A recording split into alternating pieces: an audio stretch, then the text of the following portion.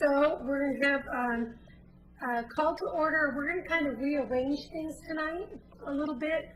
We are going to have roll call, and then we're going to move into some of the business agenda items, and then we'll come back to the approval of minutes. We're going to jump down to the regional transportation plan and the construction project updates, which Nancy will be giving for us, and then we'll do the approval of minutes and continue on the way, unless there's some other change in the agenda people would like to request. Was Nancy leaving early? Nancy's doing anything Nancy wants to. No, well, she's here. There was this topic I wanted to talk about. So. That was the intent. I asked Sharon Smith if we could move those up, so then I won't stay for the rest of the meeting because the rest of the meeting. Well, one of the things that I'll just mention then before you leave, I'd like to talk about would be I'm continuing to get as we're engaging different folks in doing different projects downtown with either urban renewal or housing or whatever. The question always comes up, well, where's the light rail going to end up being? That seems to be, I mean, I know that the light rail's years out, but some of the decisions we might make on how we develop the north end, I mean, it would be nice to say, this is where we think the light rail is going to be, and then someday when it comes, hopefully whoever brings it here connects with where we think it's going to be. But I don't know if there's a process that we can go through to lay out a... We'll add that right underneath the jug handle. Okay. I thought it was a future agenda item, though, so anyway. Sure. Both Nancy does. Should I at least make a suggestion on step one? Okay. Write a letter to TriMet asking for...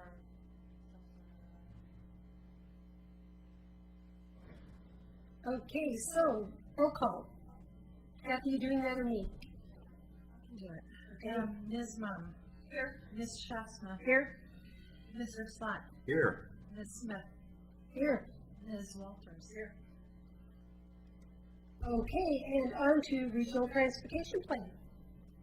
Yes, the draft regional transportation plan, the state regional transportation plan is for the metro region, has been released for public comment. And I asked Kathy to attach the contact information so you could go and look at it on their website. And it gives you a fairly good explanation about generally what it's about. And I wasn't expecting the TAC to have a lot of input, but I think what I was really wanting to do is see if you wanted to look at their website and see if you had questions about it. We've been very active with Metro in developing this regional transportation plan, and of course, I look at it from the perspective of the Clackamas County cities. And so if there were questions you had or any additional information you wanted, I'd like you to know that there's this website to look at, and I'd be happy to come even to your next meeting and explain things, or you just do via email or whatever. And probably what's new about this plan is, well, there's a lot of new stuff about this plan. They're really implementing performance measures. It's kind of like that's the latest buzzwords and how we going to do things better. Well, you have to have a measuring stick, you know, to show that you did better with this, and not just, boy, that sounds great. And so they've got a lot of goals and objectives, performance measures for each. Some of them are pretty daunting.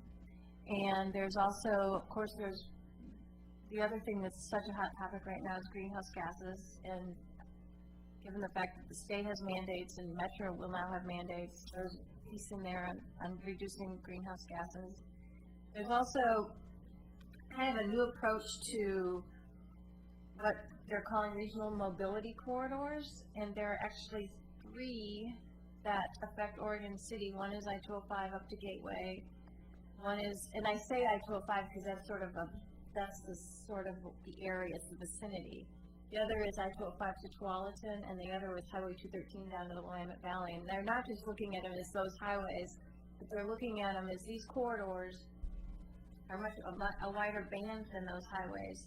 And within those corridors, we need to make sure we're accommodating well all of the modes of traffic. So you want to have good bike ped facilities, you want to have transit, you want to have freight mobility, and also people mobility. And so they're really looking at mobility for all modes and all needs, which is a pretty big task, especially in our area where we have such tight geographic constraints. It's very difficult to look at this sort of a band that can accommodate all those different modes. But I think it's a good idea, and so throughout the next 5-10 years, we'll be looking at these mobility corridors, and what we do, we'll have to recognize that those mobility corridors affect Oregon City, and so we'll be actually kind of doing some planning with those mobility corridors in mind, too, especially when we update the TSP. So those are in here. There's some work that has yet to be done on the mobility corridor section that our staff is working with Metro, and it has to be completed by June 30th, but we'll be working directly with them, and planning will probably help a little bit with that too. So the other thing that is, used to be the most important thing in the world was the project list, and we do indeed have a whole bunch of projects on the Metro Regional Transportation Plan project list. They mostly revolve around what is like a regional street, so it wouldn't be sidewalks on Ogden. Okay, that's people, it's not a regional project. So we focused on the important projects for our urban growth boundary expansion areas, such as Redland Road, Beaver Creek Road, Holly Lane. We also put in, I tried to make it multimodal, so I think Leland sidewalks might be in there. And this is a 20-year plan, remember. These are not things that are going to happen tomorrow. Anyway, there's this big long list, and if you're interested in just seeing the Oregon City projects, I can get Kathy to send those out to you. I thought that might be kind of interesting to you to see what is in the regional transportation plan for Oregon City transportation. Because a few people are asking you, well, how come blah, blah, blah? Why aren't you thinking of blah, blah, blah? Well, you can say, well, actually, we are. Or you can say, well, gee, we goofed. We should be. So I'll, Kathy and I will work together to get that list. It's a very, very long list for the regions you can manage, but we'll get the Oregon City projects. And they also, another big piece of this regional transportation plan is the active transportation, which you may have heard about. It's really trying to create connections, bike ped connections, within the urban area, out to recreational areas, and not necessarily on arterials, so that there's a comfort level to taking these alternate modes of travel to get places for all ages, too. So we've made sure we've included some of the big trail projects that are in the trails and the regional trails plan, as well as our Oregon City Trails plan, to keep them in RTP should any funding come up for that sort of a project, and to keep moving them forward if possible. And I believe that the public comment period is, I think they want to adopt it by the end of June. So I can't remember if it was a 30 or a 45-day comment period, but 45 days, so that would be, I think, about the end of May. No, sooner than that, maybe mid-May. We're having a public meeting on May 6th. What I guess I'm saying is go ahead and look at this website, and if you have questions, let me know. Soon. A bunch of questions? You already looked at it, didn't you? Yeah. Do you want to go through them, or should I just contact you? I wonder if for this setting, if you want to send me an email, or if you, what kind of questions, are they quick answers or long? Well, I don't want to I just want to bring up, I don't want to get answers, I just want to bring up where I saw some questions. On 4100, it, at the top, it talks about that regional trail, the Oregon City Loop Trail. Are you in the, this part, the stuff that Kathy sent out, or should I actually go get the No. Okay. Only pieces. I know. Yeah. Oh, yeah, I mean, So that loop trail, that's the one that you were talking about, is on that project list. So now, where are you? What page? 4-1? 4100 at the very top of the page. Okay. Oh. We're in mobility quarter number 14. Okay. Okay, so what is your question or comment, Oregon City Nancy? Loop Trail, and I'm just wondering, what does that refer to? Is that the one from the regional transportation plan? That one is the one that goes around the entire city. Okay, that's what I thought, thank you. And then I guess I just kind of, was looking at the, if you go to 4-57, this is Tualatin into Oregon City. The summary of needs, it says Oregon City Regional Center lacks HCT connection. Could you tell us where you are on the page? There's a Okay, right. Sorry, Mhm. table. So I'm trying to figure out, and then let's see, down the same table, 2, 3, 4, there's a need for a Clackamas River crossing. And so, getting back to Dawn's question about high capacity transit and then the Clackamas River crossing, I'm wondering, it's in the Tualatin to Oregon City, but why is it not identified in the area that's called Oregon City, the Willamette Valley?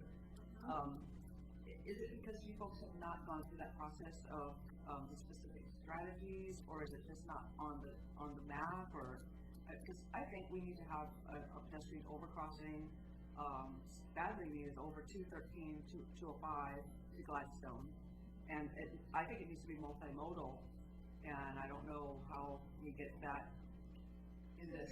Sure, you've got a 213 to 205, which, there's one pedestrian crossing on the Clackamas River, which is near the Tracy wastewater treatment plant.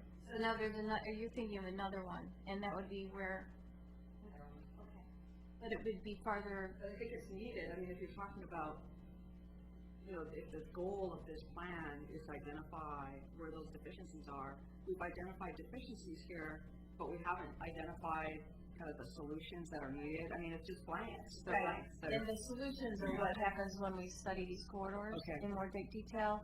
These were, well, we had a bunch of meetings last summer, and the Metro staff has mostly developed this stuff.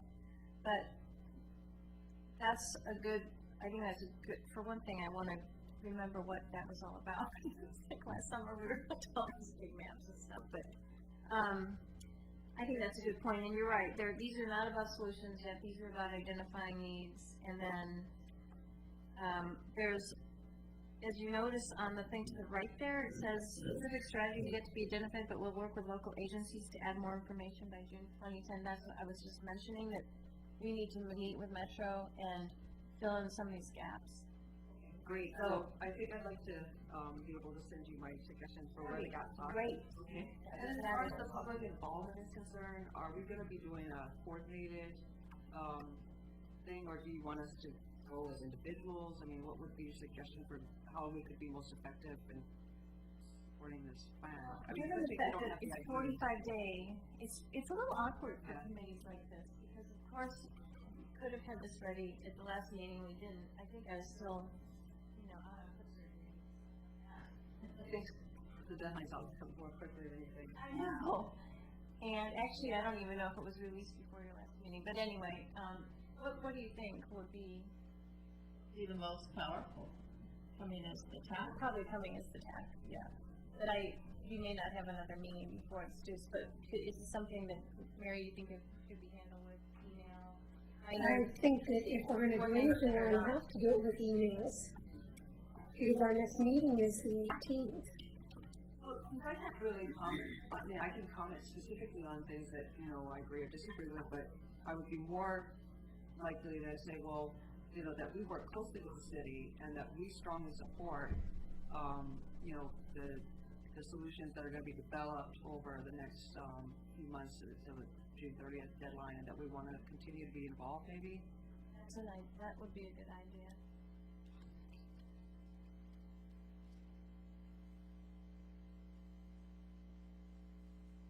If you do send an email, I usually do anyway, but I'd love to see what your thoughts are.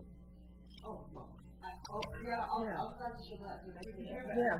you know, I don't feel that my thoughts represent the larger group. No, I'd just be interested in, Yeah, of in, course. you know, Sure. and maybe by email we can kind of Yeah, confirm. I'll Right. share my thoughts with all of you. Yeah. And you know, probably it's a good way to handle this because the public comments are limited to 3 minutes. They've already put a lot of work into this, so this is kind of the last kind of close-up of things. Ongoing for a long time. Yeah, but So, Nancy, if it's a regional transportation fund, does it answer Don's question about, rail? it does not identify a terminus for light rail in Oregon City. You really wouldn't even do that until you're doing alternative analysis, probably through a federal process. That's kind of interesting. But I You know, think you it's say that, but I important. mean, from a planning perspective, if we're looking for the future now, Right. definitely some of how you build things would relate to whether there's light rail, so. I would think that there's gotta be a way for the city to have a desired location for that terminal. Right, that's what I'm suggesting. And I think it would help probably to have someone from TriMet help us with that. Maybe that would be something that this committee would work on. Get out some maps and maybe get out some stakeholders. Get someone from TriMet down here, or maybe even just somebody from Metro. We have to identify who the best. I wonder whether doing that wouldn't also impress folks who are looking to where things are gonna happen next. Yes. You know, that we're ready and Yes. willing and able, and rather than just, Right. And the other thing, Impressed or frustrated? you might have Gladstone knocking on your door. I think we're very talking this kind of sure in my lifetime, but the other thing that they've done is one of the things that they're encouraging the communities to have the next highest priority, high capacity transit, is to prepare for it. And that gives you points in the long run if you've prepared your land use, if you've prepared, done public involvement. I mean, one thing is to get all your stakeholders lined up. And granted, we can't line them up all the way down McLaughlin or all the way down I-205, but we could line up Oregon City's part of it. And then maybe even have it so that you could come either way and we've got it all figured out. Not within reason. Could be the same bridge. The same bridge?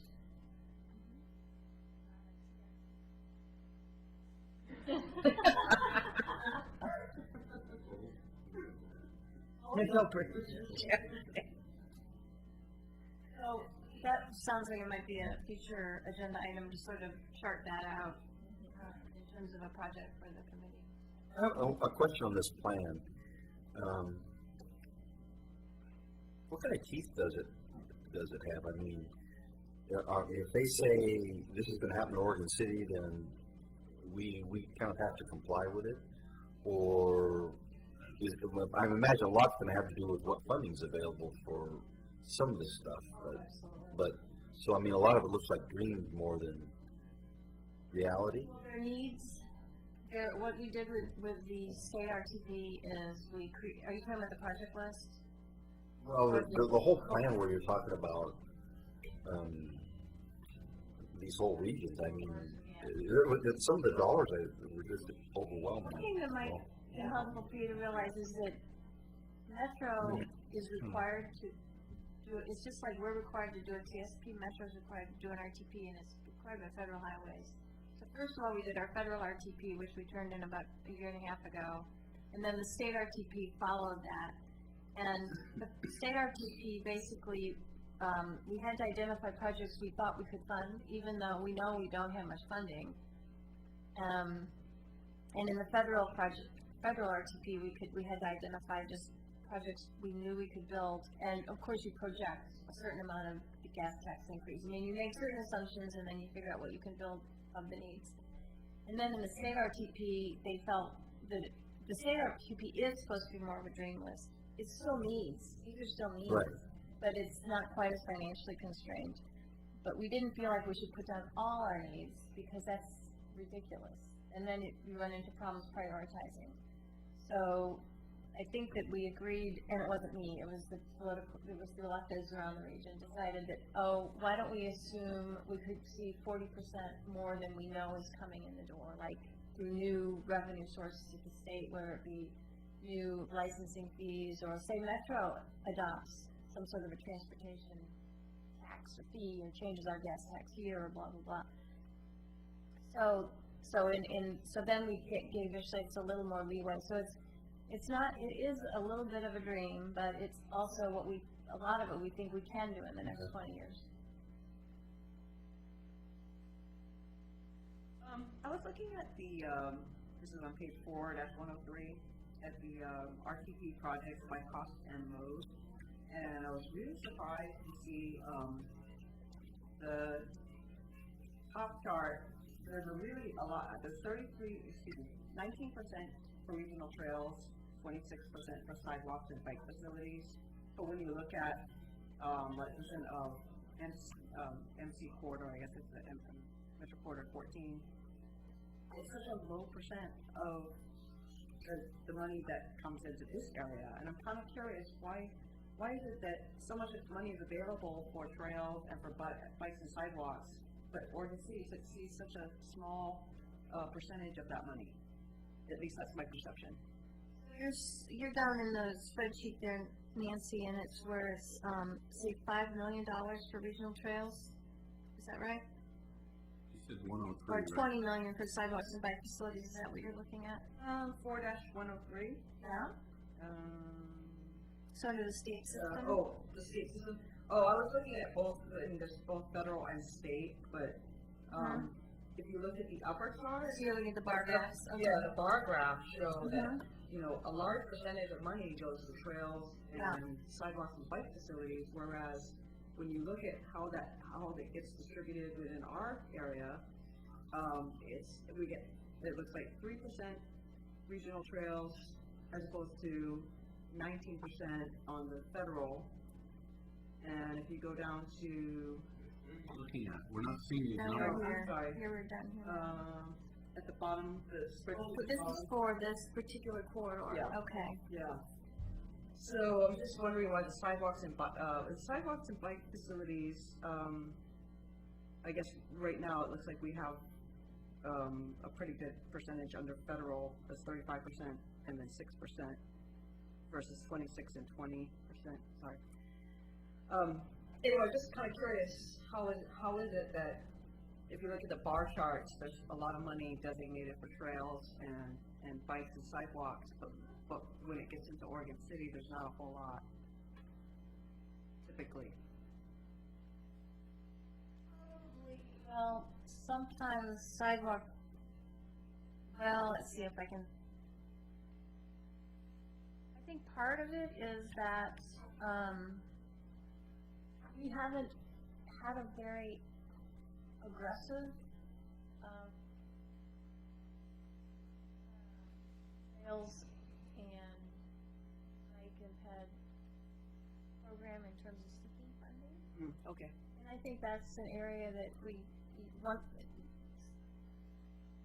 we could be more aggressive. Yeah, I guess thank you for answering my question, because that's the way it appears to me that money is available, but when we have our conversations, it seems like money's not available. So it seems like we do need to get into that tap line somehow further up the stream so that it can start flowing through to our communities a little better. A lot of, obviously, there's a lot of other needs in the region, and that's another reason why, and we're not quite as far along on the planning in Oregon City. The trail system plan is really old, too. It's like 2005, and that should need to be updated. And I think that that's something that it takes, if that's the focus, if that's a priority, then you, It's kind of a, I brought this up before, and it's one of those things. It's a three-headed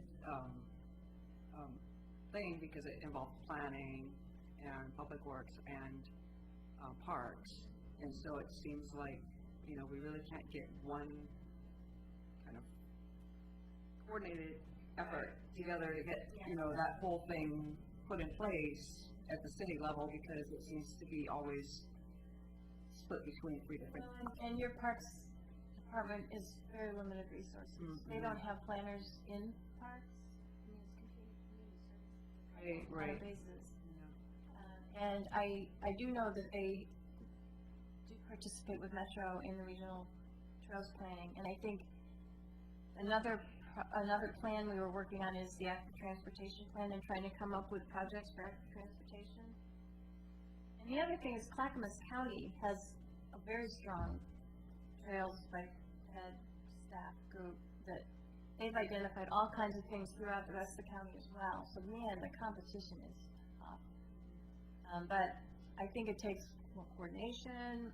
That's why when we put together our list for the RTP, I had Scott and Denise directly involved. I said, I want to know what projects to make sure we get in here so we can set the foundation laid here, and then how it gets implemented and how we go for it is something that we need to look at. Yeah, well, I know you guys always have too much, but it's I think it's a great point, and it's a very, money. for this community, it's a very important asset that it would be great to develop it and to be more aggressive about it. And it's money, it's staff, but if you've got it takes grassroots too. If there's a lot of public interest in it, that's gonna be, that's part of our job, is to pay attention to what the public wants. Thank you. Okay, moving on to Warner Milne Road. That one's coming along. I don't know if you guys have been up there lately. They paved the northwest quadrant of the intersection where they actually have the new alignment. So the intersection is operating as it will be in the future, but they haven't finished the south side, so it doesn't look like a finished intersection. The traffic is operating as it should.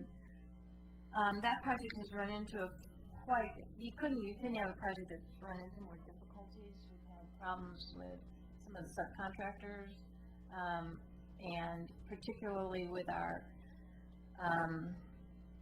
boring contractor. There's been all kinds of heaving on the sidewalks, and they're just not having any success boring through the ground out there. And so now at this point, we're just basically telling them that we're going to have to open trench for the rest of the conduits because it's just, things aren't going well. And then we had our culvert that crosses Warner Milne Road down near the credit union. That we knew it was a future stormwater project, but we thought we could get this project done and not touch the culvert. And then they started putting the water line in down there, and that culvert is just way too, it's just falling apart. What it's doing. So we ended up deciding to add that to the project. The other thing is we ran into several manholes that they didn't have bases, and we were going to be tying in new pipes to them, and they were crumbling. So the whole thing has really gotten to be, we've added some change orders to the project, not huge, but ones that are significant enough that are delaying the project as well. But we wanted to do it right while we're in there. And one of the reasons why we feel like we didn't identify a lot of this stuff before was we were under such a tight time frame to get those design plans done and get out to bid. Remember, we had like 2 months or something, and part of getting our money, we had to have everything done by May 15th, and because then we got the state money for the promenade, we had to have it done even earlier. And so those are the risks you take when you have to rush things along in the design phase.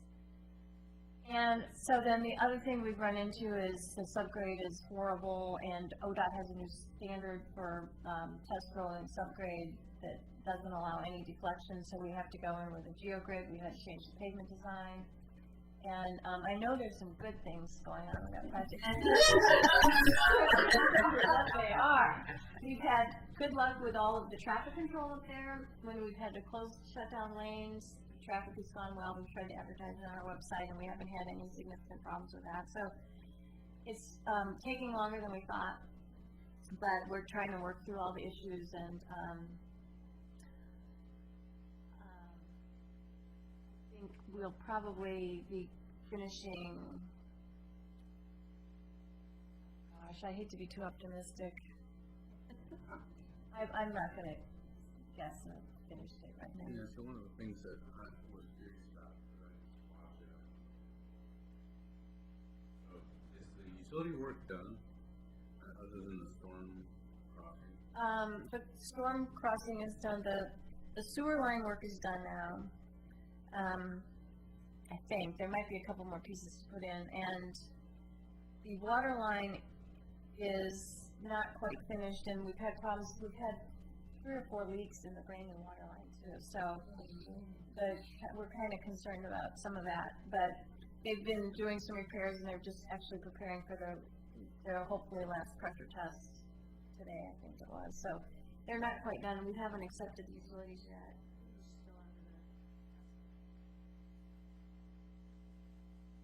So it's going on very slowly, and, It's gonna be great when it's done. yeah, it will be. We're not gonna open it up until March later. The other thing we haven't even started is the big, the rain garden up there that we're gonna be building with the pavement that was left, we're putting in a really nice stormwater facility. So it's gonna be a while to get that thing done too. Okay, Open Boulevard. Boulevard is almost finished. We've been waiting months on PGE to move their pole and relocate their pole and hang their wires. They've finally done that, and now we're waiting for, I think, Quest to come in.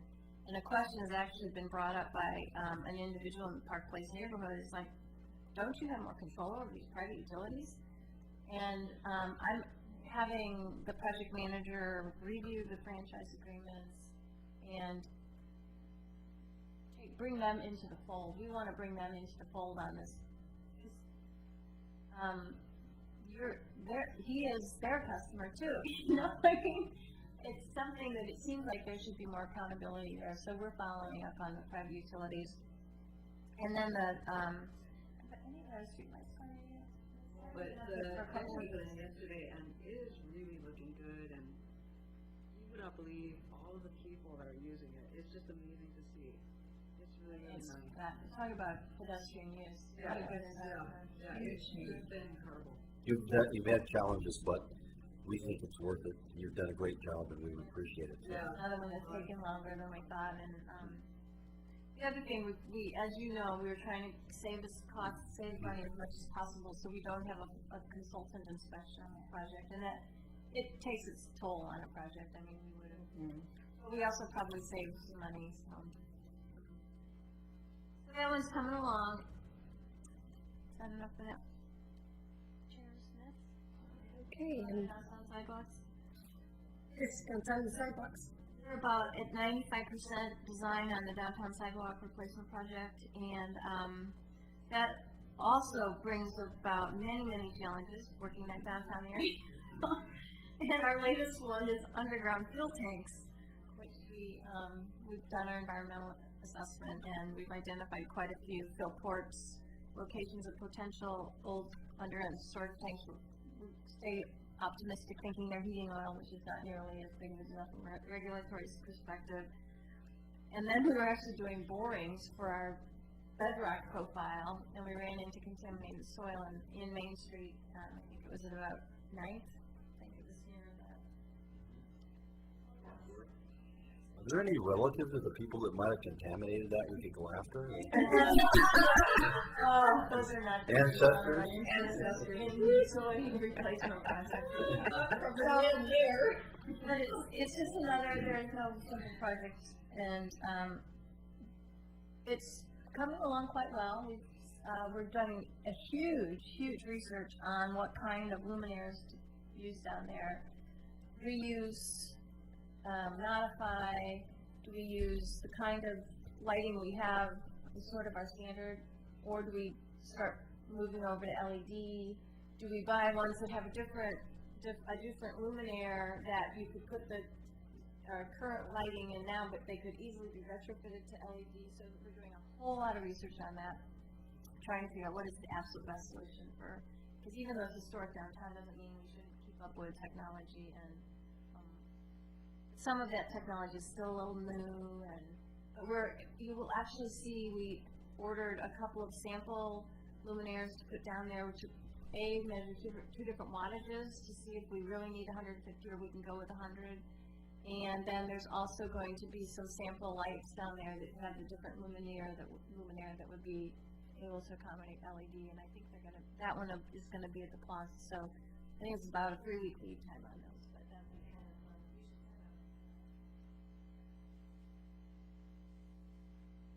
Funds, we applied for the funds on that already? Yes, we've sent,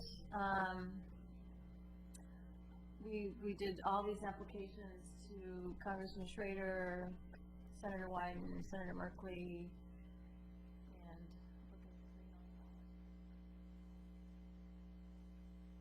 and they don't quit giving earmarks this year. And the drug handle. Candle, that one is coming along as well. A lot of progress on that. We're almost finished with the right-of-way acquisition and getting into some of the finer details on signal operation and the biggest lighting, private utilities, all that stuff starts getting very deep right now. And the biggest roadblock we have right now in the jug handle is because we're the new bridge that will be going over the new Washington Street is we're building it out so that it has I think it's six travel lanes, and those have to be 12 feet. It's new construction, and you want to build it to current standards. But because of that, the old bridge that is just to the north of that, which goes over the Union Pacific Railroad, that is not going to be as wide as the new one is, and so we have to apply for some design exceptions to keep the narrower travel lanes on that one, so that we can accommodate wider shoulders. We're trying to kind of find the best compromise on having the shoulder width that's required, the lane width that's required, the center lane, median shy distances that are required, and we just can't fit it all in. And Federal Highways is very concerned about that. So we've met with the Freight Mobility Group down in Salem to find out what their concerns are. Because most of us are fine with 11-foot travel lanes. The trucking industry probably has the most difficulty with it. So we met with them and they said, well, they'd probably be okay if we reduce the speed to 35 miles an hour. We're talking about, that bridge is maybe about 600 feet long, and then there's the transition distances. So I think the entire length of this concern is about 1,000 feet, which from my perspective, when you look at the big system, and it's like, oh my goodness. And if they want to require us to replace the bridge to make it wide enough or widen the bridge, we don't have the money for that. So we have our ODOT management staff in Region 1 in Portland is working really hard with Federal Highways, with us, to help Federal Highways understand that it's going to be okay to leave the UPRR bridge as it is. Maybe someday it could be a project unto itself, but we're also trying to inform Federal Highways that really probably is not going to be a priority for the region. And you know how competitive we are with our funding. I think that maybe 217 over in Washington County might probably be a higher priority, or maybe Selwood Bridge would be a higher priority than making sure everything's perfect on the UPRR bridge. So we're helping Federal Highways to understand that, and we've also just had some new directives from Federal Highways and ODOT that we're starting. They're actually encouraging designers to look at all this stuff from not necessarily just black and white standards in a design manual, but also from a practical standpoint, practical design using more creative approaches. So I think the timing is really good on this. And once we get over that hurdle, I can come and tell you, we've got the green light we're not worried about Federal Highways anymore, because we're working everything out with them. So it's coming along. Oh, good. Okay, and that's everything your name is on. Thank you. Yay. It's always good to see I you. learned something. Oh, Yes. good. We miss you when you're not here. Oh, well, that's Okay, now, if there's things you wanna need to come back for, I'm happy to do that. thanks for coming. Yeah, well, it looks like we've got something coming up, so that.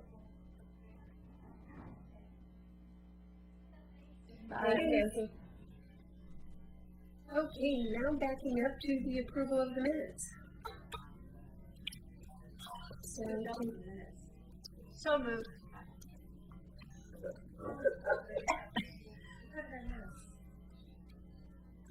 And did we, The approval of the minutes, I said so moved. Was there a second? Okay. that's the second. So, those in favor of the minutes as presented? Aye. Those abstained? Passed. Did you get that? Right, quickly. Okay. You know, we kind of had our analysis of the agenda. Okay, Pearl Street traffic concerns update. Can I start?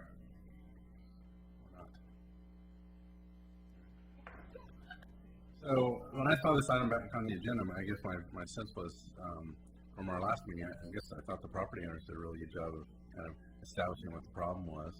I think we agree that there's not a lot of room for pedestrians or vehicles at a couple of pinch points in that. So, it's our intent to change the striping and throughout most of that alignment of Pearl Street between Malala and Aluria. So I was feeling like we committed to that at the last meeting. We'll use county striping crews, and they're not really even up in striping just yet, so we don't really have the weather for that.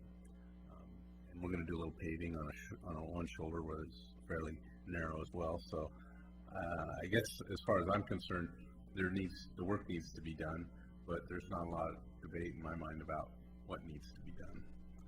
What we can be done.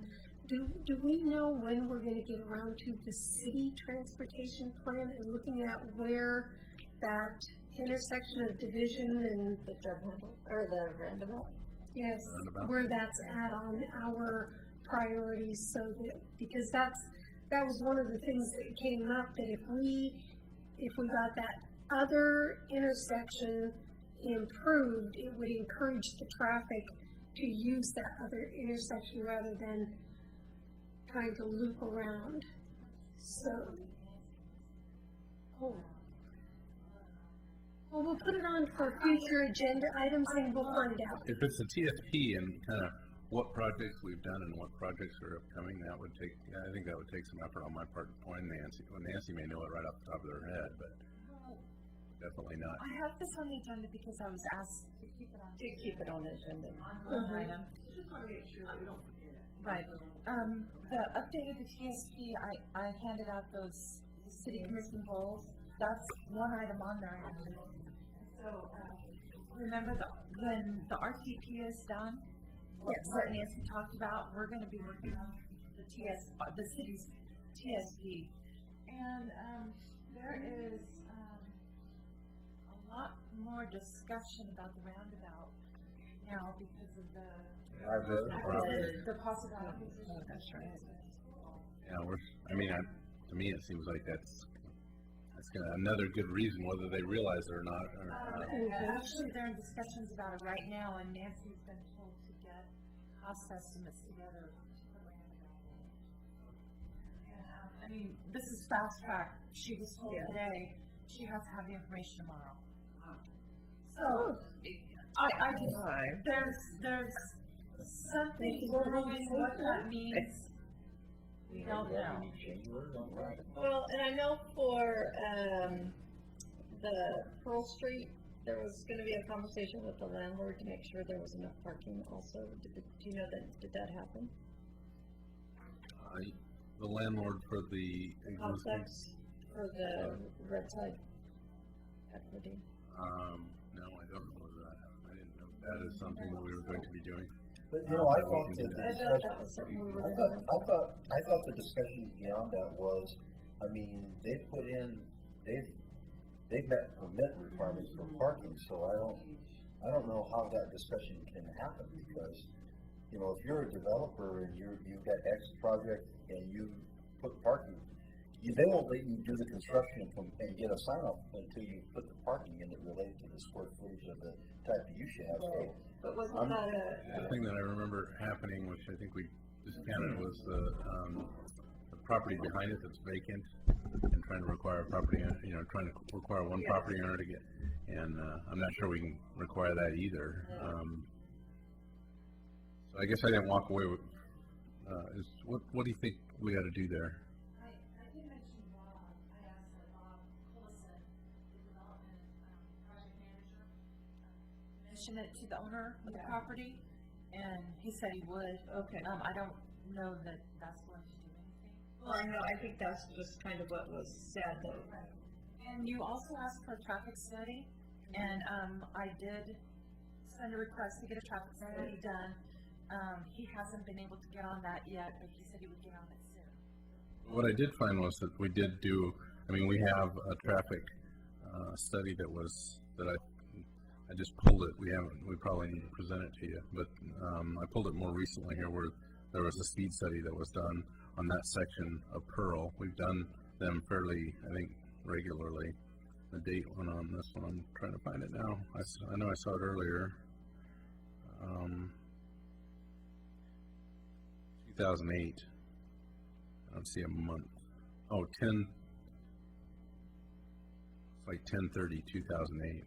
They had done a traffic count and a speed study, which I could pass along, but it basically shows that the 85th percentile is at 28 miles per hour, which is, for that narrow street, can be pretty high. I could again see where that kind of justifies the comments by the neighborhood that they're concerned about, the traffic through there. So, I think the traffic data is there. Just going out and getting more traffic is probably going to provide the same kind of information, which is, not only is it narrow, but vehicles are traveling a little fast through there. So, we can do another traffic study, or we can communicate with the police department, maybe enforcement along there. We've got the same kind of issue on Washington Street, where we need to talk to the police department about enforcing speeds a little bit more. But we get a fair amount of pushback on that, and then not necessarily excited about, going after that. But, we have to ask, so I haven't conveyed that to them yet. So. Yeah. One thing we might be able to ask related to the parking of the structures there is, one of the things that I've questioned planning about, well, how do you end up with shopping centers that have, they're already filled, the parking's already filled and the spaces aren't filled, and they said, well, what sometimes happens is developers come in with what they think a use is going to be, and then, as they rent it out and lease it out, it changes. So maybe planning or whoever does that could do an analysis now that I think it's pretty much, the building's pretty much built out, whether what the original plans were, whether they match up with the kind of use that's actually there now. Yeah. I know that there's like 6 state cars that are parking across the street over the Oregon State Royals parking lot during weekends. It's In the convenient. evening. What? Over the weekends? In the evenings. It's empty. Then the parking lot's empty. I wonder what the deal is there. I didn't get it myself, but I know that they've been In there. parking across the street at OC Grove. So it sounds like maybe asking planning for a little bit of an assessment of how they came to the parking number that they had when they approved the building, and where it's at now. And how they themselves impact that, since they're in there. I'm just kidding. Their lease specifically indicated parking spaces they got. Mm-hmm.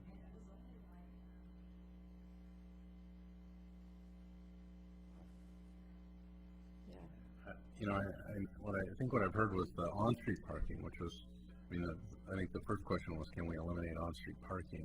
I think that on-street parking was part of the number that they were using in their planning estimate, because now there's resistance, I think, by planning department to minimize that parking on their side of the street. So, I wasn't here last meeting, but I know on that corner, the 99X runs, which is an express bus. And people are there like between 6 and 6:30 in the morning. I'm just wondering, are they parking their cars by Pearl? Parking, right? Yep. Is it the Well, defunct park, or Yeah, because that's, acting as a yeah, it's parking one of lot? the stops that the 99X makes going into Right town. in there where that white truck is where you'll see them parking. Oh, yeah. But you can do it here. Oh. That is cute. I like that. This little office. Is, how do we change the range?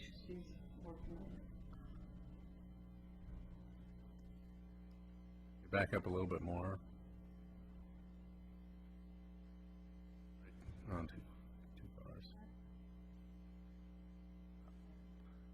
So off to the left there's a place where we transition from the existing pavement width to the curb and sidewalk. You know, when they added that curb and sidewalk, they basically, cars used to park in the shoulder over there and it was never a problem. And then there was a little more pavement width, but with that, but now the curb and sidewalk's out a little further, nobody gets to park over there. But you get right to that transition point there, and there's definitely a desire to want to still drive on that shoulder. And so that's one of the areas where we think we're going to do a little transitional paving, and that will help a little bit. I think it's all about comfort. I mean, there's room. It's just how comfortable are people doing it, and are they comfortable doing it at the speeds that? Well, theoretically, it's supposed to slow traffic down having the parking there. Yeah, it does, and it does. But there's also those people who aren't necessarily comfortable with that, and so if they think that there's no oncoming traffic, they're out in the oncoming traffic, and you know, the reality of it is it slows people down before they get to the signal, but it also feels uncomfortable for people who are used to more space.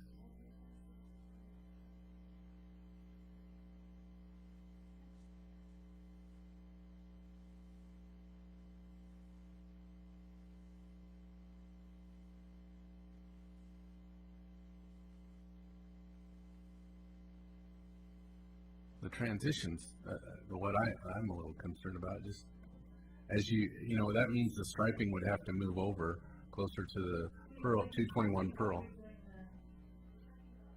Really what we're talking about with the striping is, on this view right here, eliminating the stripe that's on the right-hand side, and essentially flopping it onto the other side of the second stripe. Does that make sense? And we're also talking about, instead of the large gap between the stripes, living with a 4-inch gap between stripes instead of a 12-inch gap. So We're only doing half the striping if you flip it. we're still going to see a double yellow, but we're going to take, you know, that stripe that's on the right-hand side and put it over. And then Are you going to do 2 new stripes or just one when you flip There'll it be over? one new stripe, but they'll be restriped. I mean, Both of them will but be. one will be similar to where it's at now. Okay. On the other end, there's some alignment issues that we'd like to fix, but right in here, it's basically keep the same alignment, just flip it over and tighten up that double yellow, and then get rid of the old yellow as well. So those are and that gives us a little bit more room on this side of the street where vehicles are parked.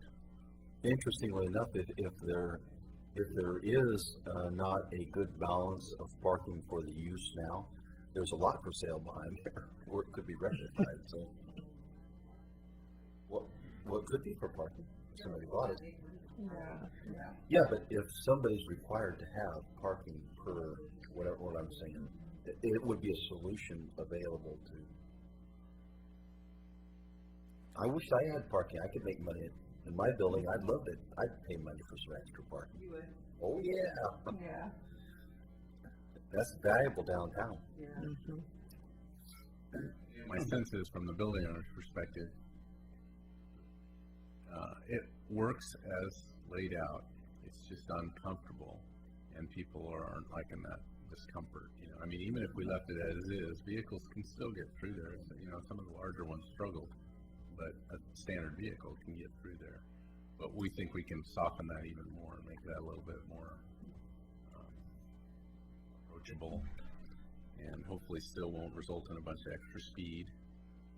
Doesn't fix the pedestrian access problems along Pearl Street. It doesn't fix the lack of shoulder parking along Pearl. Those aren't.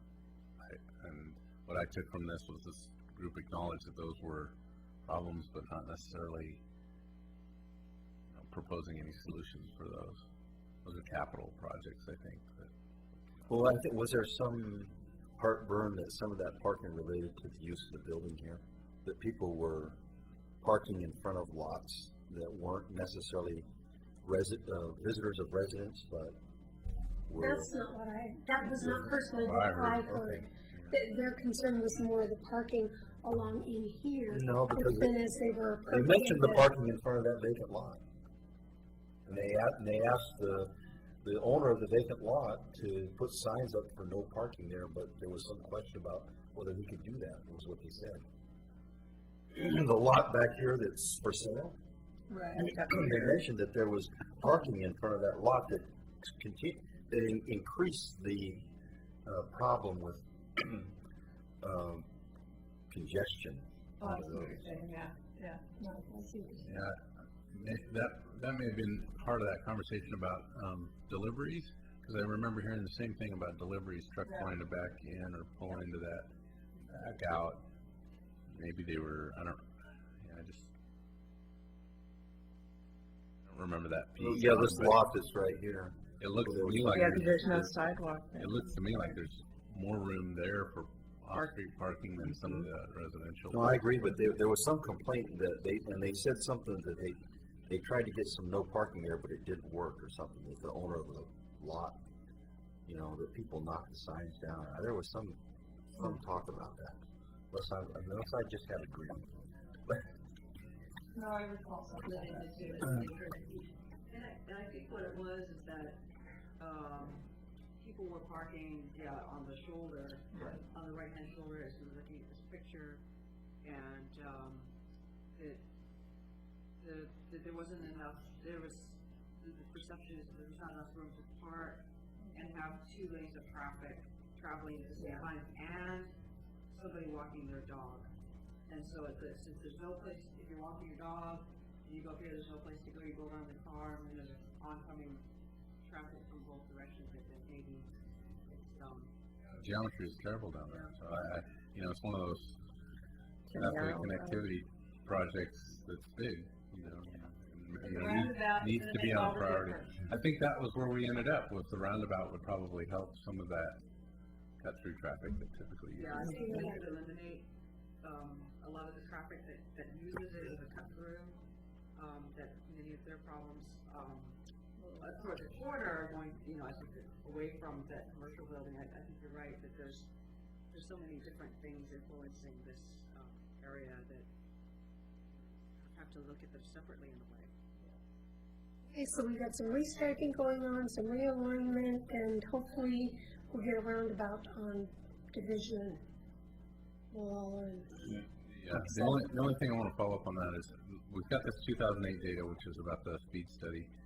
My sense is it's not changed much out there. Well, but there's been some additional filling of the businesses in that building since 2008. Because the county moved in and there wasn't a lot. I mean, the planning moved in, there wasn't a lot. And since then, a lot of additional businesses have moved, or offices, not all businesses. I guess some of them are government agencies. You're thinking that would change the speed? Well, no. Well, I don't know if it would or not. No, the traffic count maybe is what I'm thinking.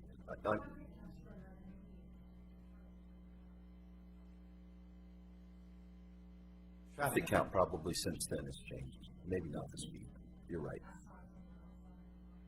I would think that the city hall and Warner Milling being closed probably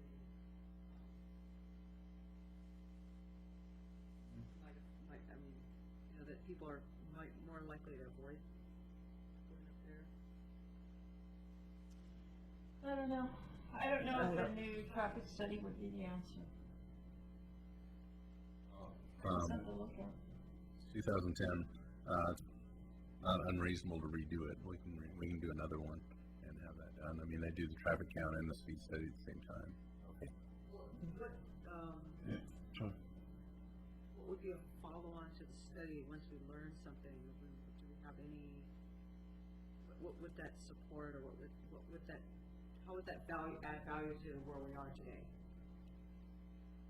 It does. Yeah, that's what I'm wondering. Would that be a support, for the roundabout to happen? In any way? In fact, it might show before and after, well, maybe not. We can do it. I'm just, whether it may support some more justification for the roundabout. I think the roundabout's going to be driven more by division and Malala, but this cut-through traffic. I think this is the only real kind of cut-through problem that we have in that neighborhood. I think it is. And, the one thing it does do, if we do have an increase from 2008, it may, at least when we do the TSP, give us some justification for some special look here of other solutions beyond the striping. Yeah. I mean, it's going to demonstrate that there's a continuing volume and speed issue. Kathy, did you say you'd already made the request? Yes. Okay, so we'll see. We needed a dead end just before that thing that all had to get out. I don't And then the think we're people on gonna Roosevelt block are gonna traffic be- flow. I don't think we're gonna go along with that one. Okay, Beaver Creek Road School Zone. Okay, so when we met last, I think again what I heard was that it'd been on the agenda for a long time, right? We've been talking about this topic for a long time, and the county had done a speed study, and we're recommending that the school zone be removed and that the speed limit be dropped, right? And Okay, caught in the middle. and the school district was opposed to removing of the school zone. And what we heard from I think some of the testimony that I remember hearing was that, we shouldn't be considering removing the school zone because there's pedestrians from the school that go to Clackamas Community College. So, and back and forth. So and the city also had a signal analysis that was done by DKS and Associates, and they went through all that work. They also looked at some of the on-site maneuvering that happens within the school. So the buses, they paid close attention to buses and parent vehicles and student vehicles. They looked at pedestrian activity along Beaver Creek Road, and the numbers were very low. So there may be times when pedestrians are using Beaver Creek to get to the community college, but there wasn't a lot of activity that way. And there was not only DKS that looked at that, we looked at that, and so did the county. So anyway, all that was boiling down to what seemed like strong justification for no school zone along Beaver Creek Road. And I even think this committee was supportive of that as well. So we finally got a meeting together. The county called for a meeting or hosted a meeting with the principal and I think there was 3 people from the school that were there. One was representing school district, the principal, and one other. And the county was there, and we were there. So Nancy and Jim Birch and I were all there representing the city. The county had its entourage of people there. And we started talking about what really the county was hoping to do, which was exactly, what we've talked about, removal of the speed zone, school speed zone, and reducing the speed limit along Beaver Creek Road from at least across most of the frontage there to 40 miles an hour. And the school said, look, our issue isn't about pedestrians, it's about teenage drivers, and we're not, we feel like it's our responsibility to protect teenage drivers, and we know we have, new drivers, and new drivers that are possibly even carrying passengers with them, despite maybe, not supposed to do that. but they do that, and so we feel like to advocate for anything but reduce speeds around any school, whether there's pedestrian activity there or not, is what we want. So they felt like the flashers or the speed zone, whatever it would be, slows traffic, which helps their drivers get out of an intersection that they think what was shown to work pretty well, functions pretty well, but there's 2 periods of time where there's really high peaks. I don't remember the hours, but traditional drop-off hours and traditional pickup hours, when the buses are there, when that signal backs up, but it doesn't back up in a dangerous way. It actually functions pretty well, but it backs up. So anyway, we agreed in the end that the do nothing option was the best option. It left the school zone in place. The county wasn't happy with that decision because I think most of the people who are complaining about that are from residents that live out in the county. And we weren't really happy with it because we really felt like it should be a slower speed along Beaver Creek Road. So we left that meeting agreeing that the city, and the county has since asked us for a letter to go to the state, which would then requesting that they withdraw the results of the speed study, and just let it sit for now as is, marked as 20 miles per hour at the 45 mile an hour speed zone, at the 40 mile an hour zone. So I don't think anybody was happy walking out of there.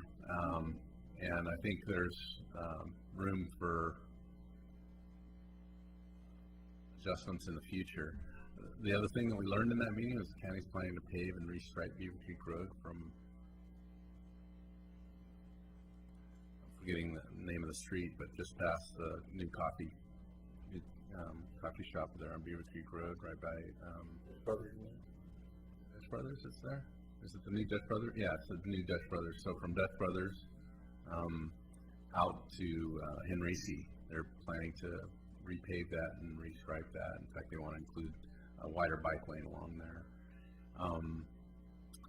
And it just seems like that's the right time. I was telling Nancy, it really seems like we should, advocate a little bit further. I think she was frustrated with the fact that we had such, strong opposition to using a flasher kind of a signal system, because the school district was still on board with the idea of paying for a flashing, system, but the county transportation engineer is advocating that those are only to be used in pedestrian conflict areas, and they're not necessarily designed to slow traffic for inexperienced drivers in front of the school zone. So I'm not sure anybody won there, but I think everybody left that feeling like that was the best alternative out of what was being proposed. Okay. Flashing light at South Bend and Warner Parrott Road. There was some question about whether or not that would actually be flashing by this meeting, but it as of this morning, it's flashing signal. So we've got 4-way flashers. Yes. Go through it and enjoy it. Make sure you notice it. Don't forget to stop.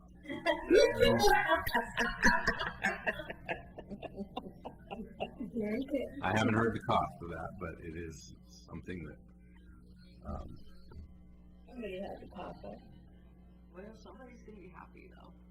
but he's going to be happy. Yeah, I think so. So that's a good thing. It is. Warner Milne Road, Beaver Creek Road pedestrian movement. Milne Road. Information. This was the one that There's a request to look at, Ron, yes. I was forgetting Ron's name. So Ron asked for that, and I think I told him that I knew that there was an older email that discussed that particular issue. The problem there is that when you're traveling, I just included it. He asked about it. John said he would provide the information. I sent it to Ron Gars, and I included it in your packet. Yeah. So you would know. Yeah. is that enough? Okay. Okay. And were we striking the Westland Solar Highway open house, or? There's quite, I mean, the website's pretty robust. That's when I saw my name next to that item, I thought, oh, I better figure that out. There's, you know, the project's gone through the public process, so there's been public open houses, and it looks like lots of effort's gone into trying to determine whether or not that is going to impact Oregon City or West Lynn residents. Clearly, from the Oregon City side, you're going to see those panels, but the reflectivity of it is pretty low. I think that their feeling was the vast views that you see from the Oregon City side are not going to be overly impacted by that. So it's a project that's moving full steam ahead, and I looked at that. Oh, here we go. There's schedules out there, all the studies that went into that in terms of biological assessment and geotechnical assessment and archaeological assessment and greenhouse gas analysis. All those things are on the web. But the bottom line is the project's moving forward. I'm trying to remember the schedule. Yeah, they had opposition, but I think they discounted all of it with all these From the homes analysis that their feeling was the West Lynn side was probably least impacted. The Oregon City side, and especially in the Kanema neighborhood, will definitely, see those panels.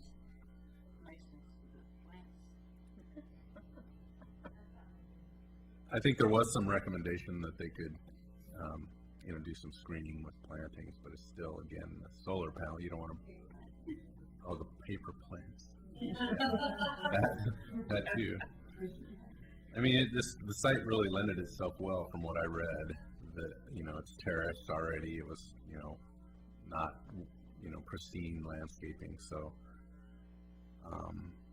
but I didn't go to the open house, so I can't tell you what kind of comments were there. And I didn't find anywhere in their website where they had listed public comments.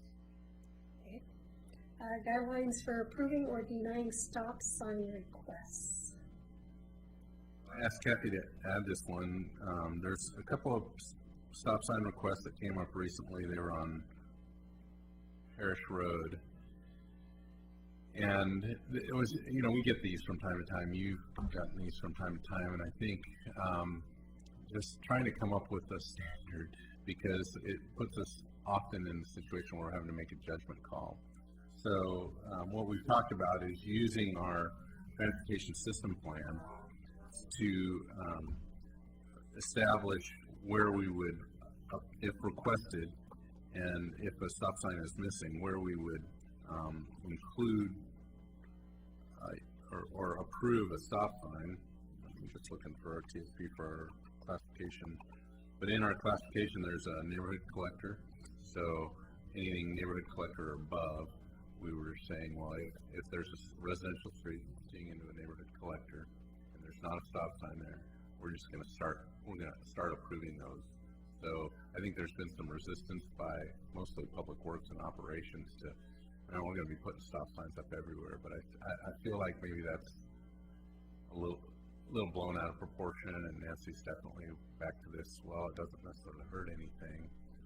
Although the one location where it was requested there on Parish Road, now that we've placed a sign, we see that there's street trees the street tree that's right near that particular sign is going to block the stop sign. So, we're going to have to figure out how to trim that, or ask the property owner to remove that, or allow us to remove it so that we could. Signs in, it's just not visible by. Well, there was a brochure on stop signs. This committee, Yeah, and is it in the? Nothing that we're proposing is going to be contrary to that. It's just being a little more in those situations where why can't I find our street classifications? Would a flashing light help there? I'm sure it helps. I've got one in my neighborhood. So, I can't find our street classification chart in here. I know it's in here. Oh, there we go. So yeah, we were looking at, on Parish Road, that's a neighborhood collector. So, again, if a residential street's seen into a neighborhood collector and somebody's made the request, we'll still go out and look at it, but more likely than not, that will be our standard that we referred to. So if somebody wants to put a residential to residential stop sign in, we're likely gonna deny that one.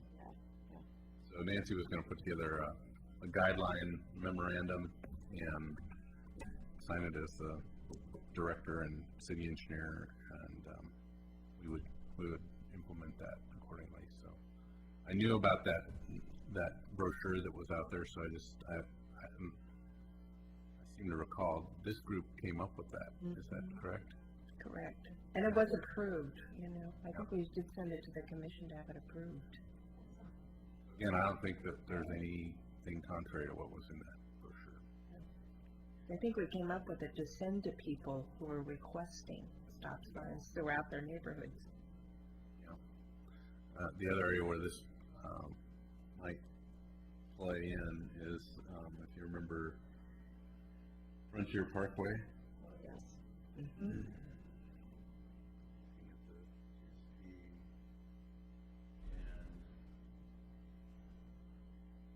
Talking about this, I think that was shown as the neighborhood collector, so those requests for stop signs at every location, we would now approve.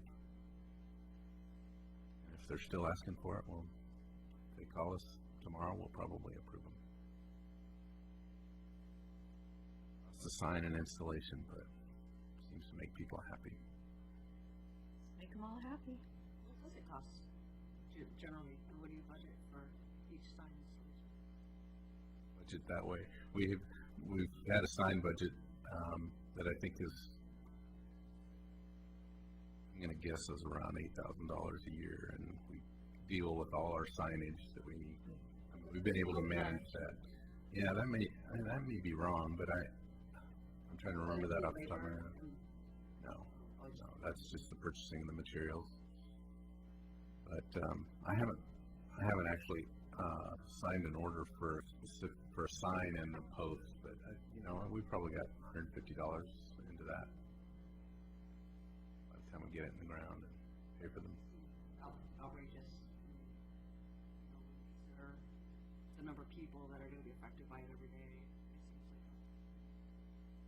It's pretty interesting though, that one they put in our neighborhood. 90% of the people just ignore it. Well, it's funny because there's an even worse one at the crossing of Trail and Carmel. Because that one really is a conflict. That one always, it's like, if you have a T with a stop sign, we have a T situation where they install a stop sign, but then we also have a four-way, with no signage, just one block away. Doesn't make any sense to me, but. Where's this at? In Barlow Crest, on Trail and Barlow. People going through there all the time. Right. It's They never really stop. ambiguous. Yeah, we should probably go ahead and request that. I mean, that's the other little problem with stop signs. You start putting them up more often, and people start blowing through them, and it just becomes, they're less effective. I think the more stop signs you have, the less effective they become, especially if they're not, completely justified. I think it's more, people just don't know that they should stop. Give me the location in Barlow Crest and what? Are we requiring people to have sight tests before they get their driver's license? There's a big red stop sign there. Oh, I thought you meant the one where they don't, because the other one where there is a sign they don't stop, so. So that one to me is intentional. The one, I'm talking about Carmel and Trail. Well, that's supposed to act like a four-way stop. Right, it acts as a four-way stop, and a lot of people don't realize that, and they just go through without knowing that they should stop. And And presume that it's a two-way for some reason. And it's always the other direction from where they're going. Okay, I'll look at it. We'll have Jim look at it and see if we can't make any improvements. At the time that we discussed stop signs before and came up with the brochure, one of the concerns was that if stop signs were used inappropriately, they were ineffective and they were against the federal standards, because we went through a period of time in town here where if someone asked for a stop sign, it was put in. And they were put in inappropriately. And if they're not, how does that go? If they're not for traffic control, they're for traffic flow, and if there's not a reason for having them, even a ticket could be challenged because the stop sign was not put in according to the federal standards. So I don't want to make sure that we don't. We're also on, Here's my personal opinion, this is just my driving experience. Some communities tend to have stops whenever you're supposed to stop, so people just kind of travel along until they see a stop sign. Other communities, it's more ambiguous that they're unmarked. There is no stop sign. If you're looking for stop signs as you're traveling through a neighborhood, and you don't realize there's a cross street, then you're likely to go through it without realizing that there might be cross traffic. And I would say that's true in my experience of that one place, and I think, it might be true in other places. Yeah, with the driver's manual, I mean, when you're in a neighborhood, and there's not a marked stop sign, you're supposed to, do the four-way stop kind of thing, and I mean, you can go crazy put stop signs up if, Yeah, I think it's more a feature of people that are used to driving in Portland, where if you don't see a stop sign, you don't look to stop. I mean, you go.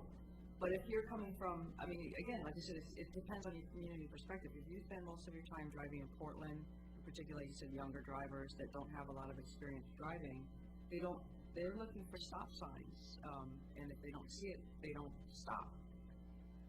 So I think it really does depend on your frame of reference, even though you say, yes, it's true, we all should be stopping, but we all know that when we go through Portland, I drive through Portland all the time, and if I don't see a stop sign in general, I'm not talking about the little neighborhoods, but kind of some of the other arterial streets, just in the southeast area.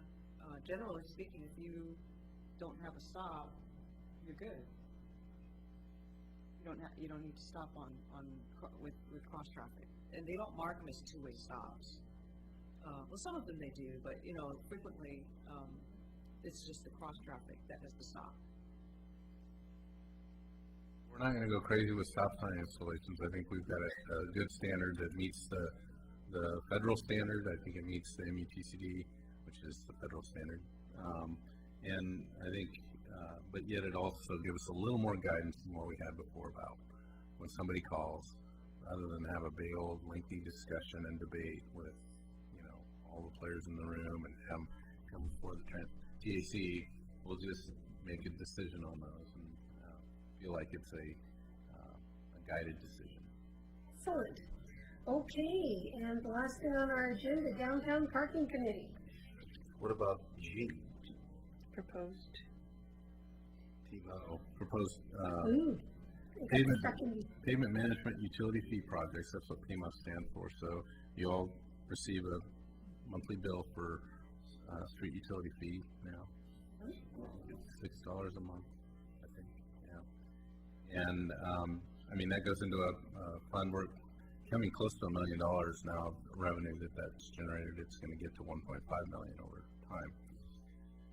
So this year, the thought was, I think I talked to you a little bit about, we were looking at Division Street, right?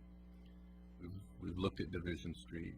We actually hired a consulting firm to kind of help us put that package together so that we could have a biddable document. We looked at Division Street. We also looked at Leland between Warner Milne and Claremont, and we looked at Myers Road between Claremont and Frontier Parkway, and a couple other streets. We've got some surface problems with Malala actually in one of the phase one. I don't know if you remember what phase one of Malala was, but it was one of the newer sections. We've got some pavement failure there. And there's a side street that we've kind of been looking at over the years for trying to get rehab, so it's still on the list. So we looked at all those projects, and Division Street has several issues with it that are going to put that into a category that kind of needs more planning efforts, including underground utilities and recommendation for street section on Division Street was very deep. So in other words, if we were going to rebuild that because of the TriMet buses, it was going to require us to go quite deep with a new road section. And that puts us in the gas lines and the shallow water lines and other problems there that we'd also like to consider maybe going up instead of going down, which would make that more of a curb and sidewalk project as opposed to a street reconstruction project. And sidewalks and curbs along there aren't great anyway. But all of that means Division Street requires more engineering time, more than what we have to get a project together for this summer. So using the same consultant, we're looking at doing projects that are a little more shovel ready, if you will. It'd be quicker to get to a bid package phase, and that's those two streets that I talked about, which was Leland and Myers Road.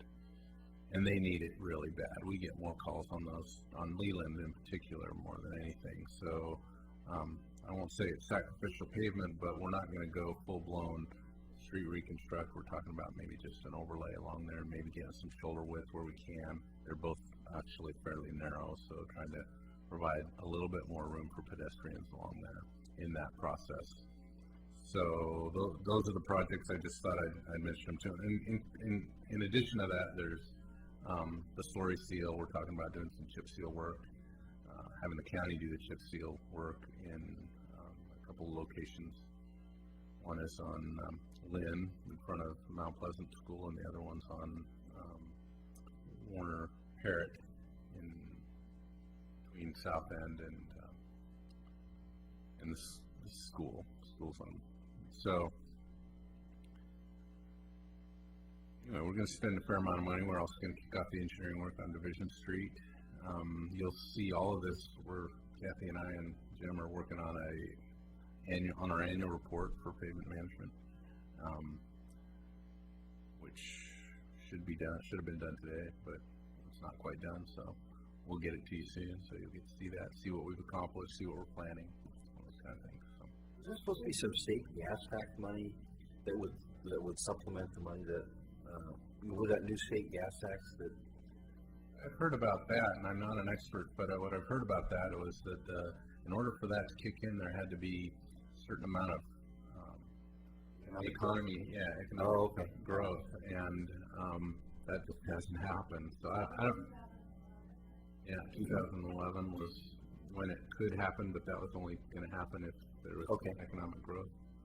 So our gas taxes continue to drop, actually.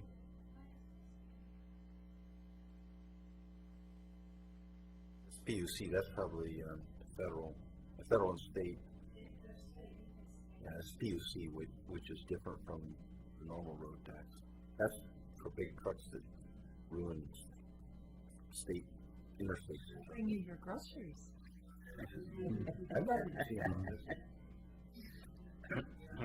So that's all I had on that. And if you got any other questions, I'll try to answer them, or look forward to our annual report. Fine. I'll look forward to it. Okay, now downtown parking. I will just read an email from Scott Archer that I received today. I'm still working on getting this on a commission agenda to get it adopted.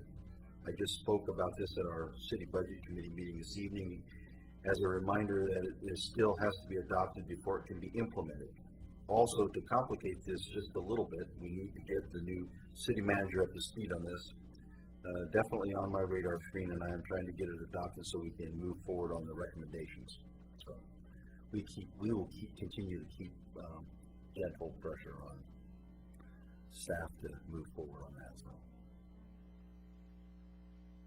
well, I don't know. I know that the city had met with it. Well, you know what? I don't know whether that city commission, county commission meeting ever happened. Actually, I'm not sure. Good question. Because the county funded part of that. They funded half of that parking study. And there was some point in time where the city commission was trying to meet with the county commission to kind of agree upon the recommendations and moving forward. So one other thing I wanted to mention though, John, is Ben and Nancy are working with us downtown, and it's kind of a transportation issue. It's the old the tunnel, the 99 tunnel. Mm-hmm. And we're working with ODOT And actually, sometimes we don't know exactly who we're working with because there's a big discussion about who has responsibility between the railroad and ODOT for, there's some line somewhere on that tunnel that above it's the railroad and below it's ODOT, and there's kind of questions. And they were looking at documents that date back to 1926 or something that the railroad has agreements when that tunnel was built. And we get some photos too. But we're trying to get the railing cleaned up and repaired.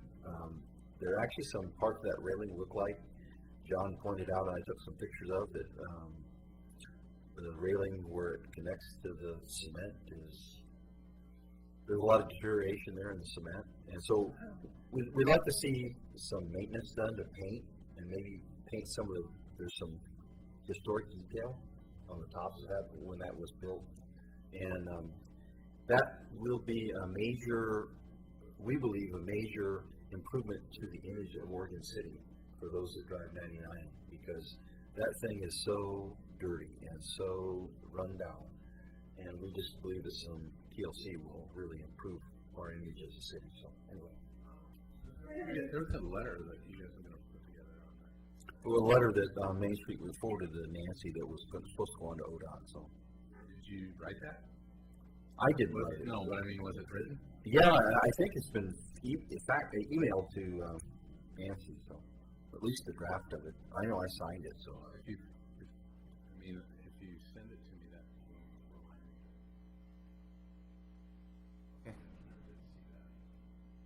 Is there anything else to vote on? Okay.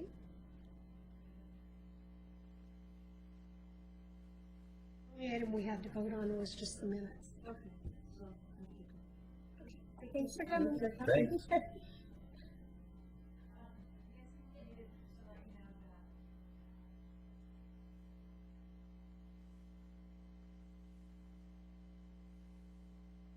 was 10th Street.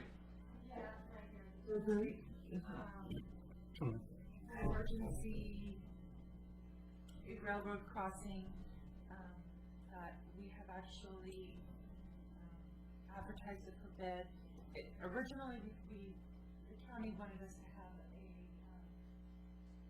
escape parking space, and we almost went to condemnation proceedings with the property owner, Beth Brothers, and we withdrew that, and the county, I think ODOT and the city and the county finally agreed that we could just do warning signs.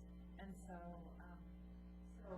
I believe basically what you're going to get is just a sign saying, warning, do not park on tracks, train is coming, which is something that's probably going to, start flashing and be triggered long before the crossing arms go down. And so, as far as I'm reading the plans, I'm only seeing the sign on Cedar Hill, going downhill. I'm not seeing it on the other side. Well, it's typically not a problem going the other way. Exactly. So anyway, this basically calls for an electrician to go in and put some signal detector loops in and things like that. So that advertised today, and the bid opening is May 6th. We need to save lives. I think that's important, but it just blows my mind that we have to warn people not to park on a railroad track. Our engineer's estimate for this work is $47,000. What does Canby have? They just have signs that you stop, when you go to one side of Canby. It says, do not stop on tracks until people don't. One of the differences, though, is just I'm trying to remember, because I was involved with this project early on, and now somebody else has handled it. But one of the bigger issues is just the sight distance along this section is not great. Okay. And then the grades are, it's. Oh yes, Canby's flat. Grades are not great either. I think that ODOT Rail is adamant about wanting to eliminate these. In fact, they started talking. I remember the conversation was, how can we close this crossing, this at-grade crossing. There's a concerted effort by the state to close at-grade crossings that aren't needed. That's why we closed the one at 17th. I don't know if you remember that one, but so their first was, well, how can we close this, or what can we do to put something over the railroad, and it's like, are you kidding? How would you do that? So it's not going to close, but at the same time, something like this could probably make it safer. It's interesting, when we first started this conversation about that crossing, I thought, you got to be kidding me. Why? Nobody's going to roll out on the track. Oh, they do. And they do. Really? And they did it. Yeah, it Was was. somebody here? It was a short period of time after that, and I watched this lady because we had a project there, and she actually panicked, and luckily she got out of her car. I mean, she had enough with her, sense to get out of her car. She couldn't figure out how to go forward or backward, but she got out of her car, and then the train hit the car. And I thought, well, that's just, yeah, pretty much. So I didn't see it, no, but I mean, I was there to see her kind of have to, get out of her car, and for the whole response team effort there, I didn't actually see it make contact. But Was this recently? no, that was about this project started, I think, 2 or 3 hours. Started, yeah. 2 or 3 years, not hours. Right.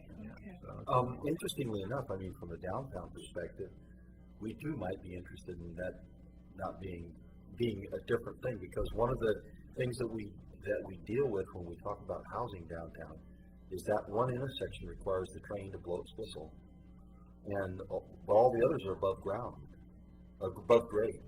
with underpasses, so the train doesn't have to blow its whistle, but just for that one intersection. And of course, that train whistle goes up to McLaughlin neighborhood and all the way through the downtown.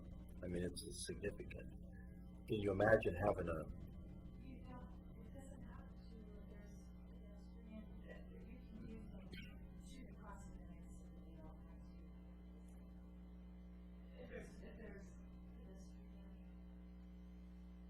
There are things you can do. I don't know. We're going to find out, because I think Take money. we've requested some consultant to take a look at what options are. The major impact on all of downtown when people say they want housing, how do people sleep when the train blows its whistle through the middle of the night? So anyway, You get used to it. I would, but the initial perception of somebody wanting to live down there is a negative. So. The train all the time. Yeah, it blows a whistle there on Clackamas River Drive, that little Right. crossing. Mm-hmm. You can hear it up in our neighborhood, but I it doesn't bother I me. like it from afar. I don't like it. I agree. Candy has a lot more intersections. Okay, are there any future agenda items? Thank you for that update. The light rail, which All right, now. we already, The light rail and the OC, I wrote, CSP updates, Wall Avenue roundabout, transit corridor needs to be identified, possible future project for the TAC. I mean, is this like a layout maps kind of a work session? well, it's not what Nancy was suggesting. Is that number one, we get TriMet to have somebody interface with us on this, the whole idea of laying out where the light rail might be a terminus in Oregon City. That was what she said, I think, when we were talking before she left. So. And how would it come down from Clackamas or from Milwaukee? What's that? Can I add a future agenda item as well? Sure. Sorry, it's taking me so long that we talked about those little, warning, those little, reflector things. I finally got pictures and I put them up online, and I guess I can send you the link. I'm not sure, I guess I'll send them to Kathy. If we could, have a discussion about, the bicycle, where those, it's several pieces in town, they have those, bump out curbs, and I interventions, I don't know what they call it, but it's like you go along and then all of a sudden the curb bumps out, and so I know several bicyclists who have had, collisions with those bump outs, and, so I have pictures of one possible solution that we might want to consider. They're just these little reflector signs that have little black and yellow diagonals, and then they have a little, reflector at the base of the curb. And, I have pictures of examples, and then, I also have a picture of where, downtown it might be a good place to have it. So I was wondering what would be, should I send it to you? Okay, I'll do that. Thank you. So we'll look at that, and then you want to talk about it next I time. don't know. If you guys decide that it's not a good idea, then that's okay, but, I know several people in town who've had, collisions with those curbs. I think we ought to talk One guy about it. broke his shoulder. One of the other item that might be of interest is, there was a meeting, I don't remember if you were there, Don, but it was a city commission meeting, and, the owners of Singer Hill Cafe, Phil and his wife, Vicky, they, had gone somewhere and seen, a flag, so a pedestrian gets to an intersection and wants to cross, there's a holder, a canister that holds these flags, and that, they could pull, so on each side of the crosswalk. So it might be good, especially at their location, because that's one of those, it's not a mid-block crosswalk, but it's not a controlled crosswalk, where they would grab a flag and they would kind of wave it as they were walking across the street, and then put it in the receptacle on the other side. And so the theory being, you got equal crossing, so there's always going to be, enough flags on one side, and if there's not, well, then you can do without it. But that wasn't a TAC meeting. Do you remember? I don't remember that. Interesting idea. I didn't see if a kid wanted it up and down the street with a flag. Huh? Yeah. Oh, really? Across a 4-lane.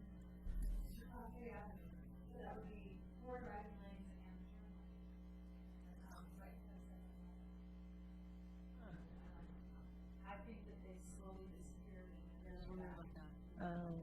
Probably in some kid's bedroom wall. Right. That's kind of along the same, not the same problem, but similar in terms of a unique solution to. I think, your point is well taken, that we want to become more pedestrian bike friendly. And if this is something that can provide safer biking, then we at least look at it. Great, thank you. Keep you aware of it. And options that are out there. Yes. Has the state ever considered a license for bicyclists? Does anybody know? Okay. I have no idea.